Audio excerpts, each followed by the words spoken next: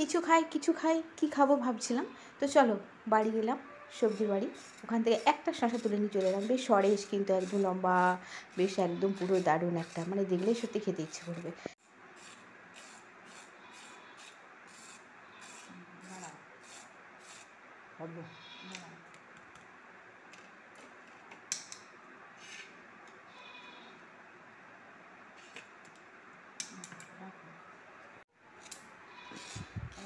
শসাটা ছিলছি, একদম পরিষ্কার করে উঠলে না কিছু একটু খেতে ইচ্ছে করে, মনে হয় কিছু একটু খাই, কিছু একটু খাই। তো কী খাবো, অন্য দিনের ফল টল খাই, আজকে ভাবলাম চলো একটু শসা দিয়ে ক্ষীরা বানিয়ে খেয়ে নিই।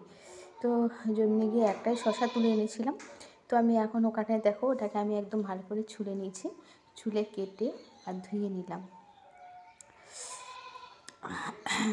ধুয়ে নেওয়ার পরে এরপরে আমি পরিষ্কার করে দিয়ে আর এগুলো সরিয়ে দিলাম, আমার রান্নাঘরের জিনিসগুলো সরিয়ে দিয়ে দেখো ওর মধ্যে আমি দিয়ে দিলাম লবণ, একদম সাদা লবণ একটু বেশি করে দিয়েছি, দিয়ে পুরোটা একদম ম্যারিনেট করে নিচ্ছি, মাখানো দারুণ লাগে, যখন ভেতরে লবণগুলো ঢোকে না ভীষণ ভালো লাগে। এটা দিয়ে দিলাম বিট লবণটা আমি কৌটোর মধ্যে ভরে রেখেছিলাম, আমি হাতে করে উঠিয়ে দিয়ে দিচ্ছি, আর একটু খুব বেশি করেই দিচ্ছি, কারণ বিট লবণ আর এই লবণ আর এর সাথে এবারে লঙ্কার গুঁড়ো মেখে নিয়ে কিছুক্ষণ শসাটা রেখে দেওয়ার পরে যখন ওই শসাটা খাওয়া যায় না, তখন না ভীষণ সুন্দর লাগে। শসা একটু দিয়ে দিলাম লঙ্কার গুঁড়ো। তো বেশ জমজমাট খাবারটা ছিল, দেখো রেডি করে নিচ্ছি। গরমের দিনে কিন্তু এটা খেতে ভীষণ ভালো লাগে, আর আমাদের তো ঘুম থেকে উঠলেই কিছু খেতে ইচ্ছে করে, খাই। তো